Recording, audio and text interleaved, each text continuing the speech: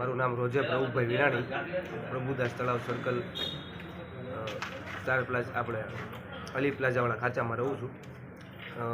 બનાવ એવો બન્યો કે હું સિસુયા સર્કલ પાસે ઊભો હતો તો એક જણો અબ્દુલ નામનો આવ્યો. હું એને ઓળખતો નથી, પહેલી વાર જોયો મેં એને.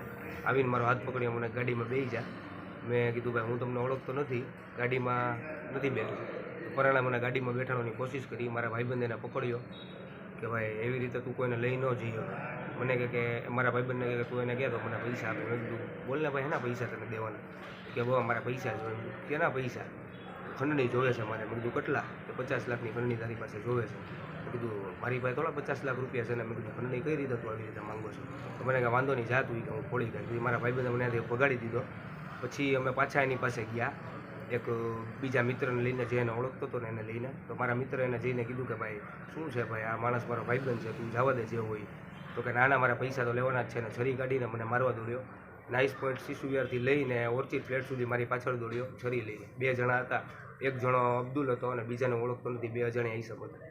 અમારી પાસે તલવારો હથિયાર લઈને વાંહે દોડ્યા હતા. છરી હતી એની પાસે મોટી, ને એ ટૂંકમાં દારૂના નશામાં હતો લગભગ, એવું લાગ્યું. ફોન કોઈ દી નથી આવ્યો. એ મને એવી જાણ થઈ કે મારી પાછળ ફરતો હતો થોડાક દિવસથી, અને આજે એણે મને પકડ્યો.